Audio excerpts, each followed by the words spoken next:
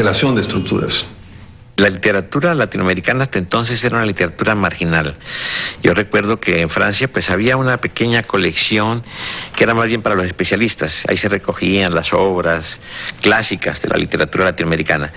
Y cuando salió el boom, pues rompió con esa marginalidad y se convirtió en una referencia sumamente importante de la literatura mundial. La catalizadora de este movimiento es la agente literaria Carmen Balcells, a quien se le ha adjudicado la invención del boom. Yo he hecho un papel importante, es decir, no tengo ninguna duda sobre eso, pero son todos ellos que me inventaron. Es decir, yo sentí con una claridad extraordinaria que alguien debía canalizar ese talento. El primero que conocí fue Cortázar. Me invitó a su casa a cenar un peruano que trabajaba en la UNESCO. Y en esa cena había un muchacho muy alto y muy delgado, lampiño, y una mujer muy pequeñita, de ojos muy vivos, cuyo nombre no escuché cuando me los presentaron. Y solo al terminar la comida, cuando ya nos despedíamos, descubrí que era Julio Cortázar. Yo me quedé además muy impresionado porque yo lo creía un muchacho de mi edad y tenía 22 años más que yo. Él y Aurora, su mujer de entonces, eran tan brillantes en las conversaciones que uno tenía la impresión de que las habían ensayado antes de reunirse con los demás, porque daba la impresión de que interpretaban un guión, ¿no? Había entre ellos una inteligencia, se pasaban la palabra, los temas con una desenvoltura. A Fuentes lo conocí después de ganar el premio Biblioteca Breve. Y la primera vez que vi a Fuentes lo vi en casa de un cineasta mexicano, parado sobre una mesa, bailando una música charra y con muchas copas encima.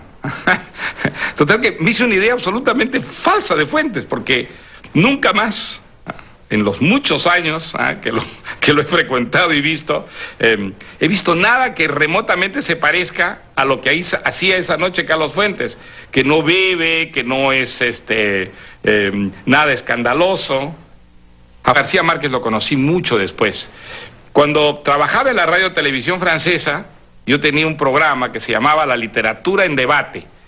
Cada semana hacíamos un debate literario sobre una obra francesa que tuviera algún interés para América Latina o alguna obra latinoamericana traducida al francés. Y un día me mandaron de la editorial Julliard una novela que se llamaba Pas de lettres pour le colonel. El coronel no tiene quien le escriba. O sea que a García Márquez yo lo leí primero en francés. Me gustó mucho esta novelita por lo breve, pero realmente una pequeña joya.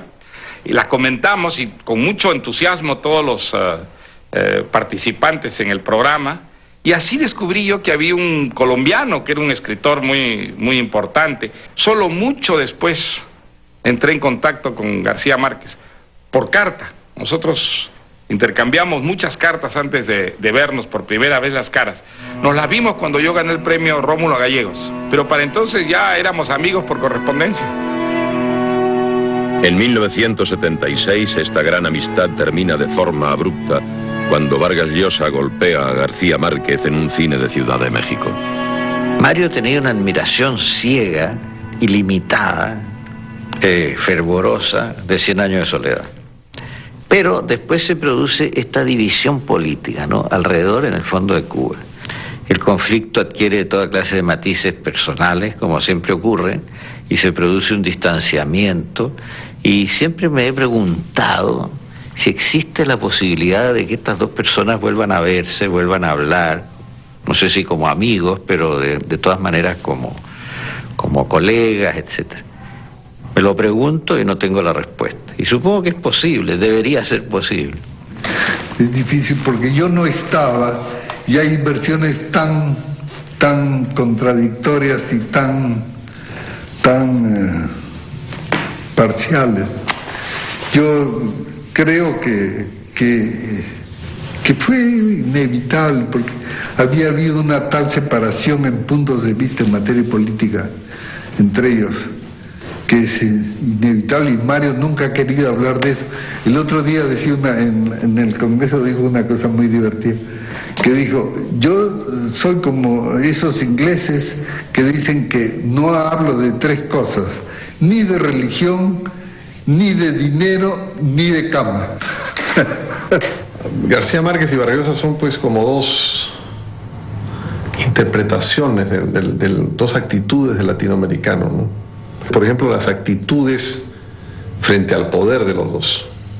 No es solamente un tema de ideologías, es un tema moral frente al poder, es un acercamiento distinto al poder.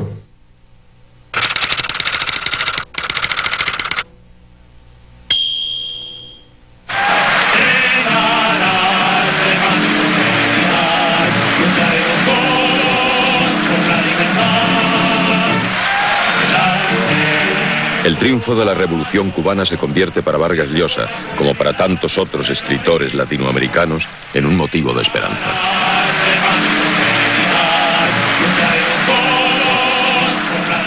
Desde el primer momento, yo fui un entusiasta de la Revolución cubana cuando la Revolución cubana se gestaba, y recuerdo haber celebrado la entrada de los barbudos a La Habana el último día de 1958 en las calles de París.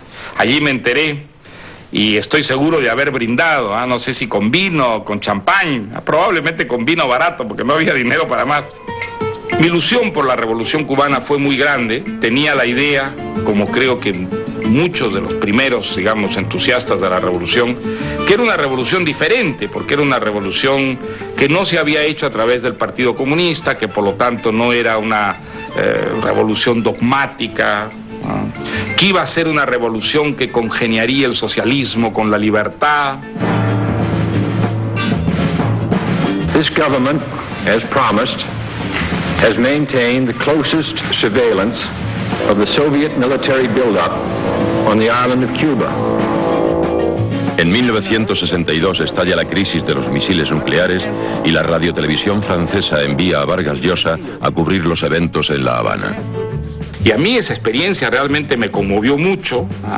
Este país sobre el que picaban los sabres de la aviación norteamericana, incluso pasaban rasando por el malecón de La Habana, donde había estos pequeños cañoncitos antiaéreos que los manejaban unos soldaditos adolescentes. Era un espectáculo muy impresionante, romántico, ¿no?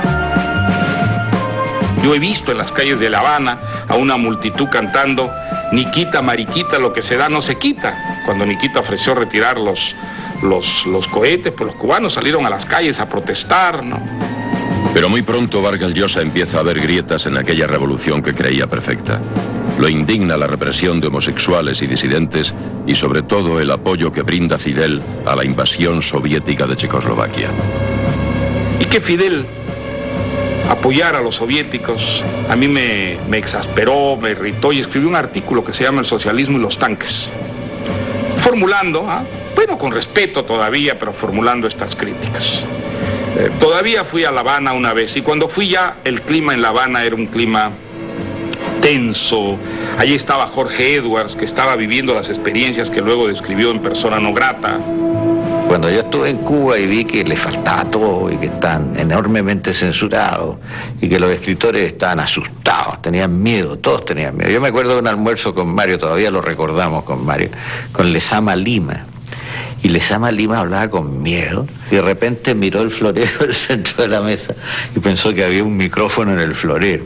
Así que las cosas eran así. En 1971 el gobierno cubano arresta al conocido poeta Herberto Padilla por considerar que su postura traicionaba los principios de la revolución.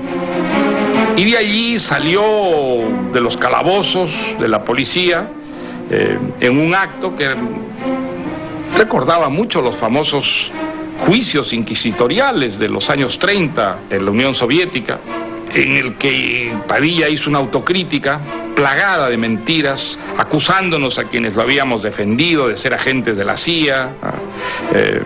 Todo eso era muy obviamente una mise en scène del propio gobierno cubano. Esta humillación del poeta Padilla en un juicio farsesco es la gota que colma el vaso y Vargas Llosa rompe públicamente con la revolución. que organiza un manifiesto que firma mucha gente, firma Sartre, firma Simone de Beauvoir, pero hay una serie de escritores latinoamericanos que no firman. No firma Cortázar, no firma García Márquez. Y esto crea una división de las aguas en la cultura de América Latina. Por supuesto, García Márquez firmó el primer documento y se negó a firmar el segundo. Y Cortázar lo que hizo fue escribir un poema a Aide Santa María, que era verdaderamente bochornoso, no solamente porque era moralmente y políticamente bochornoso, sino porque era un atroz poema. Y Mario fue el único que mantuvo realmente su palabra, es decir, y él se separó completamente de este grupo y viajó solo, como lo está haciendo hasta ahora. Fue muy interesante, era la orfandad. Supongo que es algo que debe pasarles a los curas que cuelgan la sotana, que de pronto salen del paraíso, y entonces están en un mundo en el que se mueven con una inseguridad que no tenían cuando formaban parte de la Grey, ¿no? Pues algo de eso me ocurrió. Entonces, en los años 70, el caso Paiva lo empuja en otra dirección. Lo empuja en la dirección de Camus. Entonces, la primera reflexión que hace Vargas Llosa es una reflexión, una revaloración, un reexamen del viejo conflicto Camus-Sartre. Yo había sido muy hostil a Camus por mi adhesión a Sartre en la polémica entre los dos. Y releer a Camus fue algo para mí fundamental. ¿Qué razón tenía cuando decía que la historia no debe ser disociada de la moral? Que la política sin moral conduce inevitablemente a la violencia. En los años 80, Vargas Llosa descubre el pensamiento de Isaiah Berlin y, más importante aún, las teorías del liberalismo económico de Karl Popper. Leer La sociedad abierta y sus enemigos fue también una experiencia determinante. Es uno de los libros que a mí más me ha impresionado, más me ha marcado, como descripción de lo que es el origen, el rudimento, las raíces de la tradición autoritaria. El radical cambio ideológico que Vargas Llosa sufre en los 70 es la mayor prueba de su voluntad de cuestionar constantemente su propia posición ideológica de acuerdo con unos códigos morales donde el valor supremo es la libertad individual. Ahora, déjeme decirle que no fue un tránsito de la Revolución Cubana al liberalismo, eso fue un tránsito largo, dilatado, y que en Vargas Llosa los latinoamericanos podemos ver o podemos tener el retrato de esos tránsitos, pero fueron tránsitos largos, lentos, laboriosos, y felizmente Vargas Llosa los hizo por nosotros.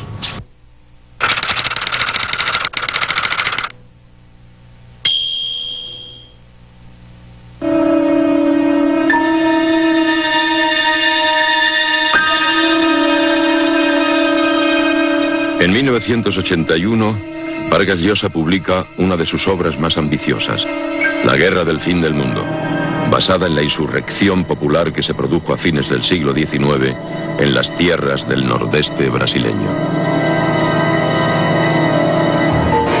La temática de la novela es más relevante hoy que nunca, tratando como lo hace del fanatismo religioso, a la vez revolucionario y profundamente reaccionario, que arroja a un grupo de desposeídos dispuestos a morir por su líder y su religión contra un Estado arrogante y un ejército técnicamente superior pero mucho menos motivado.